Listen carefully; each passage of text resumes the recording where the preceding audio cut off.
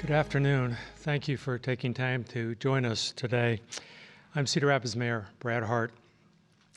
The City of Cedar Rapids made the difficult decision to keep our public buildings, including our libraries, closed until at least May 15th. Our transit system, unfortunately, will be closed for that period too. Thankfully, NTS continues to provide transportation for necessary trips, so thanks to NTS. Tomorrow, Gardner Golf Course will open, and on Monday, Ellis Golf Course will open, both with significant changes to protect our employees and the golfers. You know, we've been dealing with and living with this pandemic for more than 6 weeks now. This is our 18th community news conference. I want to thank Linn and everyone else who's on the public communications team for working so hard to put these together and to keep our communities informed.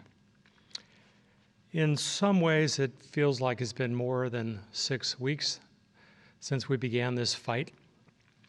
The stress and the worry has impacted probably every one of us in a variety of ways. I understand many of you are really struggling, and I know that because many days I struggle with this too. I worry about our community. I worry about our health. I worry about our medical community, our businesses, and their employees. There are just so many people who have a need, and I can't do enough to help. We can't do enough to help.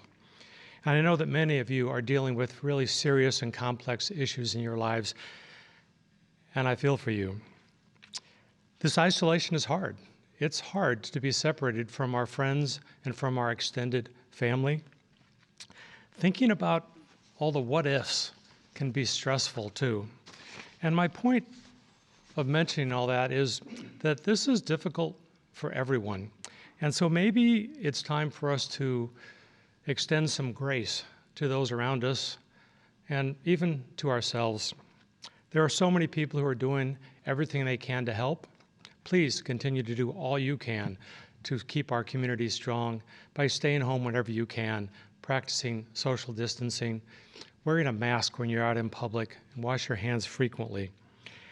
Now is not the time to let up, but that time will come, and hopefully soon. We all know this is a community of hardworking and resilient people who support and care for each other. Together, we will come back stronger than ever. I know it. So thank you for all you're doing to keep our community and our neighboring communities strong, because we are all in this together. Thank you.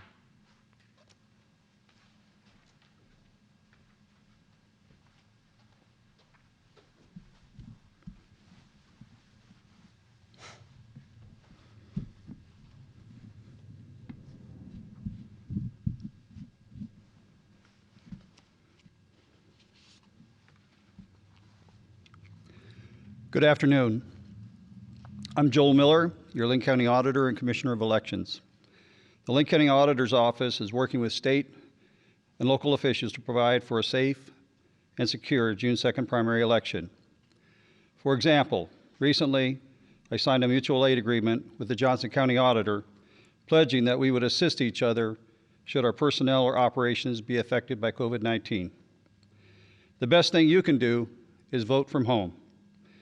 To encourage voting from home, a couple of weeks ago, our office mailed absentee ballot request forms to all registered voters in Linn County. Thus far, we've received over 25,000 absentee ballot request forms, which far exceeds the number of people who voted in either of the last 2 primary elections. Please keep in mind, Linn County has over 150,000 registered voters. This week, the Iowa Secretary of State's office mailed out additional absentee ballot request forms to every registered voter in the state. If you did not fill out the form from our office, this is your second chance to request a ballot to vote at home. Your response has been tremendous.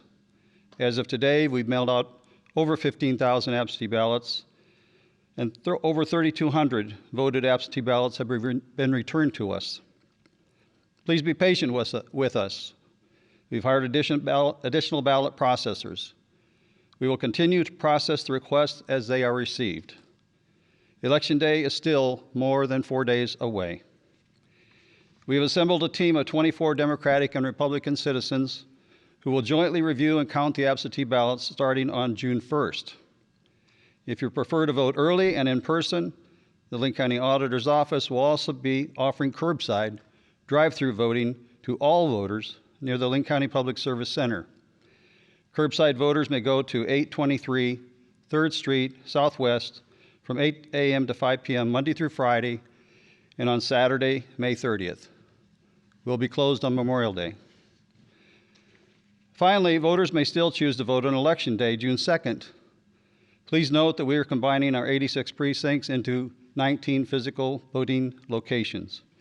Any household containing a registered voter will receive a mailer in mid-May telling them where they should vote.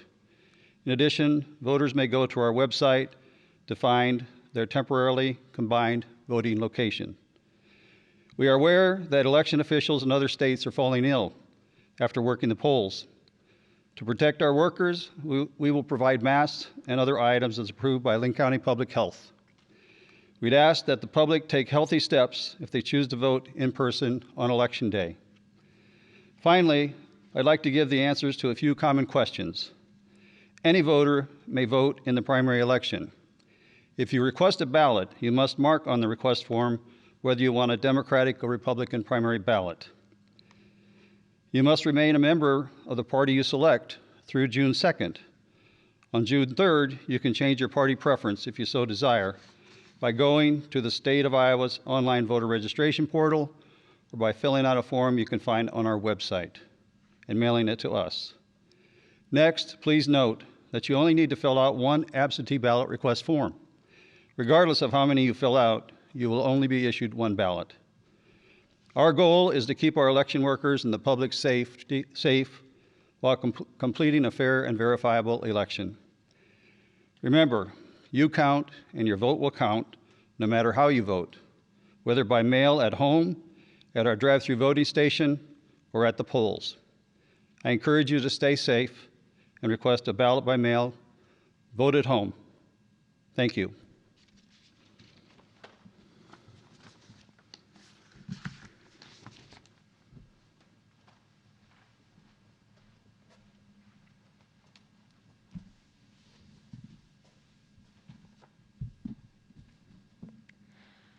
Good afternoon. My name is Heather Metter, and I am the supervisor for the Clinical Services Branch at Linn County Public Health. As of 3 p.m. today, there are currently 660 cases of COVID-19 in Linn County. We've had 44 deaths, and 424 individuals have recovered. These numbers will be different from what you see on the coronavirus.iowa.gov site. We are very confident in our numbers, and we realize that there may be some discrepancies due to zip codes on the governor's site. We know that there is a team at the state level that's trying to look into this and correct those discrepancies. We continue to track and follow up with outbreaks previously reported at long-term care facilities. If a long-term care facility meets the state's definition of an outbreak, they will be listed on the state website, and we will provide updates. Some facilities are moving towards recovery, which we are now defining as no new cases for 2 incubation periods. An incubation period is 14 days. Therefore, after 28 days of no new cases, a facility would be considered recovered. Currently, at St. Luke's Living Center West in Cedar Rapids, 44 residents and staff have tested positive. There have been 3 deaths associated with this outbreak, and there are 2 staff and residents that have recovered. At Heritage Specialty Care, 112 staff and residents have tested positive. 24 residents have died, and 78 staff and residents have recovered. At Linn Manor, 22 staff and residents have tested positive, 6 residents have died, and 14 staff and residents have recovered. At Manor Care Health Services, 18 residents and staff have tested positive. There has been 1 death associated with this outbreak. 2 of the ill have recovered. Local news outlets have reported the probability of Test Iowa coming to Linn County beginning May 11th. The Iowa Governor's Office is coordinating all of the Test Iowa locations. If you have questions regarding Test Iowa, please visit the Test Iowa website or contact the Governor's Office at 515-281-5211. Linn County Public Health is aware that there are many questions of what it will look like in Linn County when the governor makes a decision to begin the process of reopening. At this time, there is no definitive date on when we will begin to reopen. The current proclamation for Linn County will expire on May 15th. Decisions about what will occur after May 15th will be determined by the governor. We are working with our partners in developing additional guidance for reopening in the coming days and weeks. However, it is important to remember that reopening will not be a return to normal. We need to continue social distancing. Using cloth facial coverings when 6 feet of distance cannot be maintained, not touching our faces, covering sneezes and coughs, cleaning hands often, and staying home when ill. I have several updates from our partners that I'd like to go through. I have an update from Linn Area Partners Active in Disasters on how they continue to work together to meet the needs of our community. In response to COVID-19, local agencies have seen an unprecedented increase in Linn County families seeking food assistance. Several organizations have expanded internal capacity and service delivery networks. HACAP, Heritage, Horizons, Linn County Lifts, Matthew 25, Salvation Army, school districts, faith communities, and many other organizations and individuals are supporting food distribution. If you need information on where to find food resources, dial 211 or 800-244-7431, or visit the Linn Area Partners Active in Disaster website.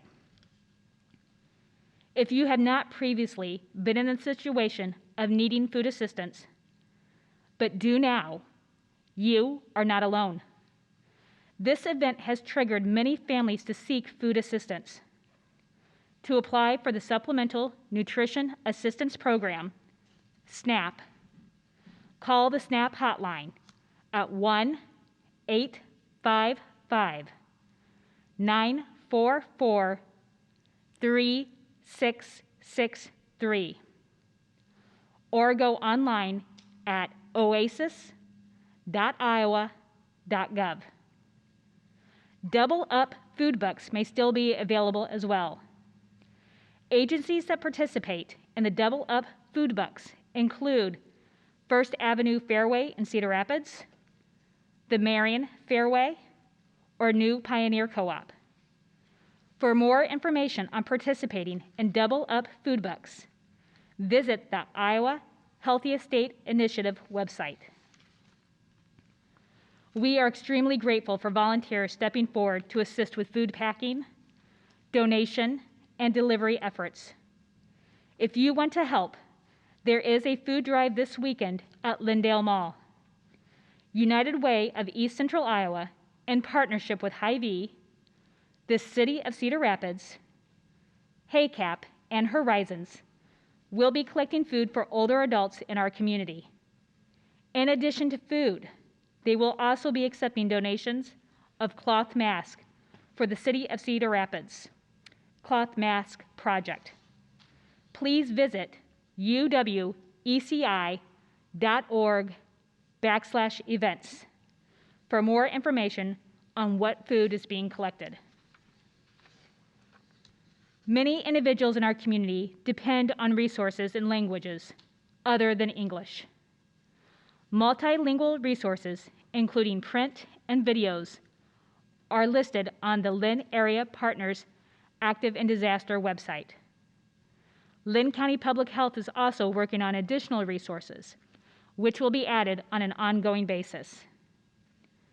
The Catherine McCauley Center is expanding their efforts with resource navigation and support to serve more individuals who speak limited English in the Cedar Rapids and surrounding areas.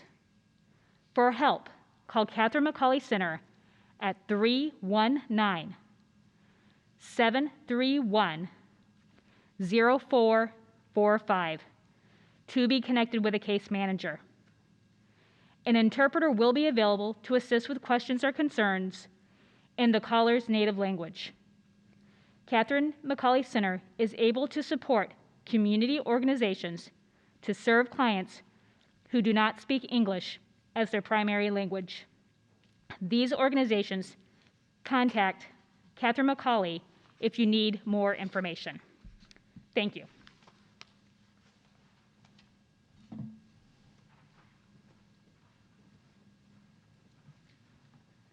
Good afternoon. I'm Dr. Dustin Arnold, Chief Medical Officer at St. Luke's Hospital. I'm here on behalf of the medical community. I'd like to first report that the critical care capacity and the blood supply at each hospital is in the green level, which is acceptable and continues to function at a high level. We're thankful for the community and their discipline and social isolation and of truly flattening the curve. But we also realize that we're a community, not a curve.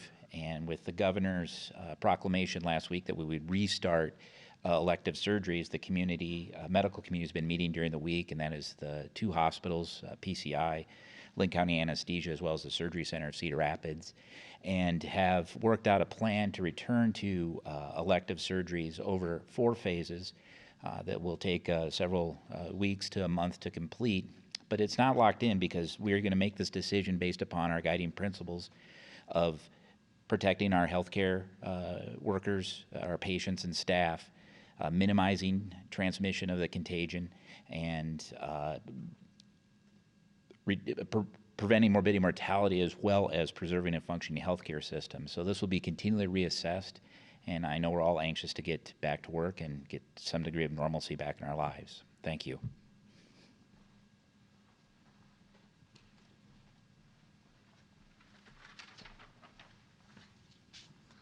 Hi, I'm Drew Martell with Foundation 2. I just wanted to take a moment to acknowledge and thank all of the essential workers out there. You are the unsung heroes. There are too many to list, really. Shelter employees, healthcare workers, postal workers and delivery drivers, grocery store clerks, pharmacists, truck drivers, electricians, plumbers, farmers, factory and distribution centers, and it could go on and on.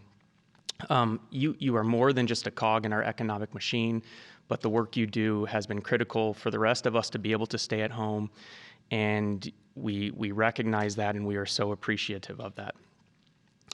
You also may experience the emotional toll that working during a pandemic might have on you, in some cases choosing between your economic reality and concerns about your health.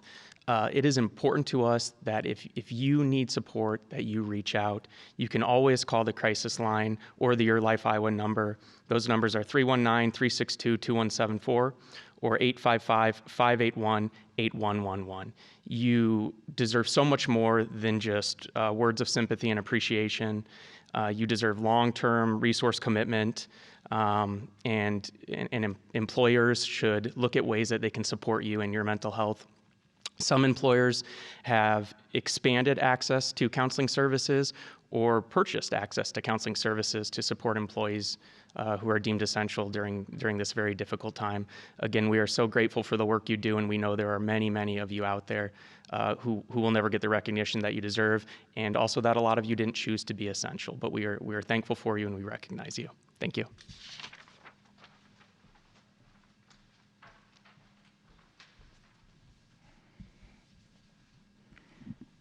This is the end of the prepared remarks for today. and I'm going to ask our media contacts on the line if there are any questions.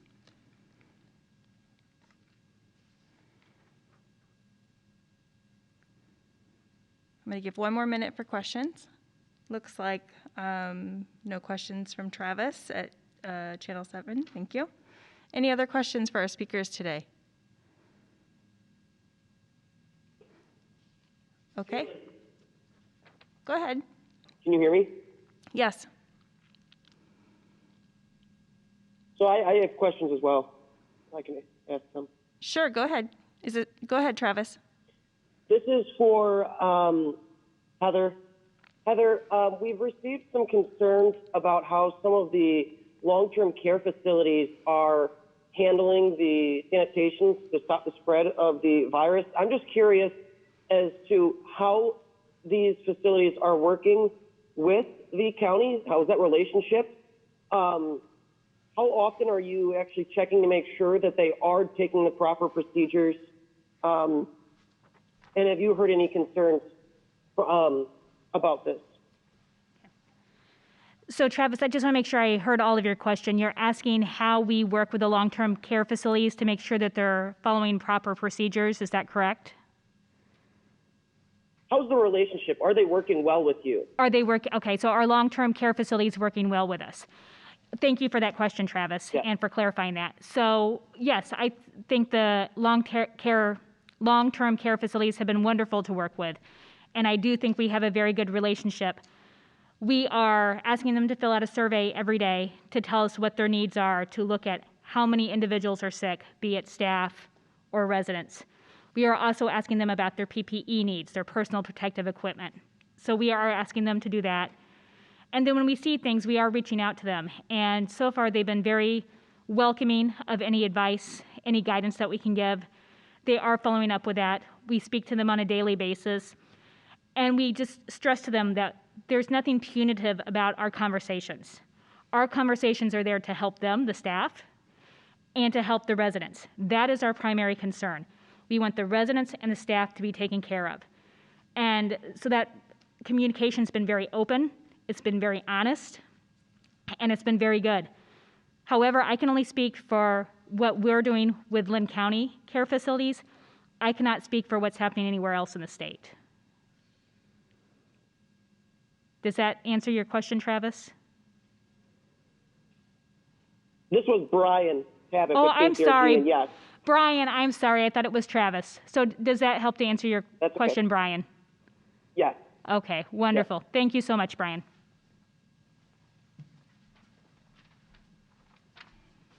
I apologize for that, Brian. I hadn't realized you were on the line. Are there any other questions from our media professionals? I think, Brian, you're the last one to have that call. Okay.